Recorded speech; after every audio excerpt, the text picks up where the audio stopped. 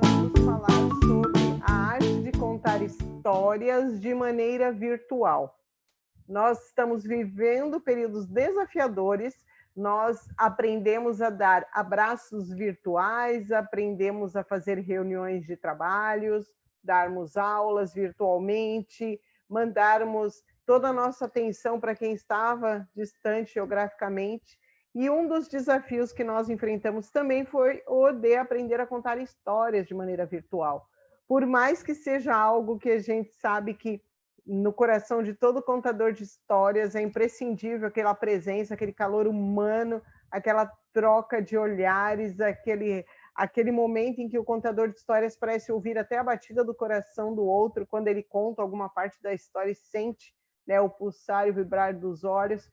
É um desafio muito grande para nós, porque contar histórias virtuais subentende-se, de uma certa forma, em contar histórias para um pontinho solto na tela da nossa máquina, seja no celular ou no computador, e não ver aquele rostinho da plateia ao mesmo tempo em que nós estamos contando a história.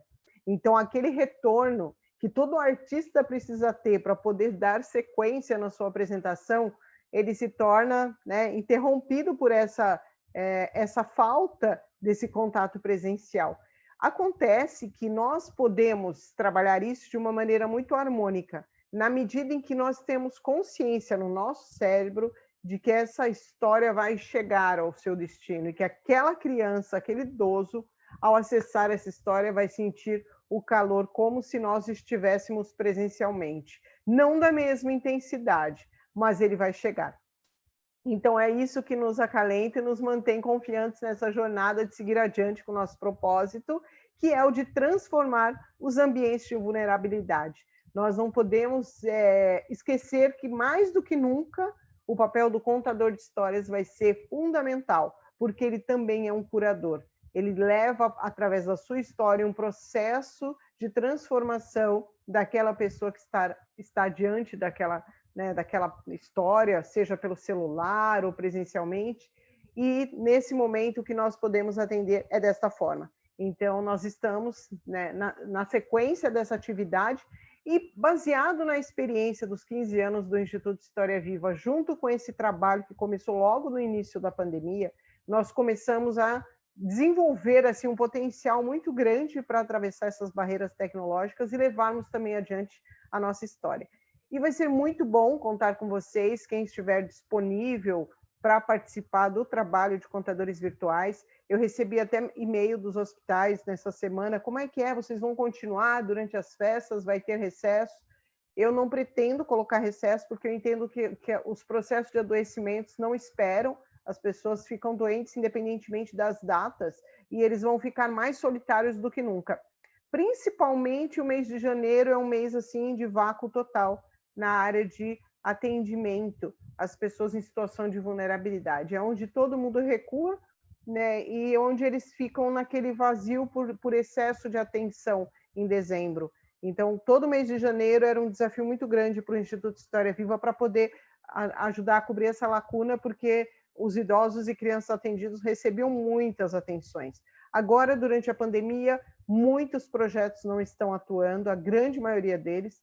Raros são aqueles que se adaptaram, então a gente sente que eles vão precisar do nosso trabalho em qualquer momento, qualquer instante, independentemente se teve ou não ações de Natal.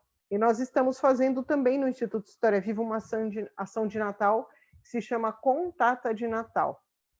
Nós escrevemos de maneira coletiva, com um grupo de voluntários, virtualmente, uma história para contar para crianças e uma crônica de Natal para contar para idosos.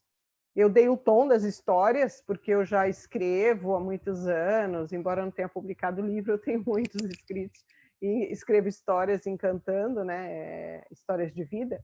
Então, eu dei o tom das histórias e o pessoal seguiu na sequência, segundo as inspirações deles. Inclusive, a história dos idosos é bem leve, fala sobre a questão do colocar ou não a uva passa no arroz. E a gente fez um paralelo entre as ruguinhas da uva passa e da pele das pessoas que já são sábias e que estão nos lares de idosos, e fizemos assim uma crônica que ficou muito bacana, que a gente vai gravar. Depois vamos disponibilizar o link para todo mundo assistir e conhecer como funciona o projeto, né? Como é que esse pessoal faz na prática. Embora tenha muitos vídeos já gravados no nosso canal, essa contata de Natal vai ser bem legal para vocês também conhecerem um pouco mais do projeto. Ele precisa ser colocado em prática para que ele possa promover o processo de transformação na parte da comunicação.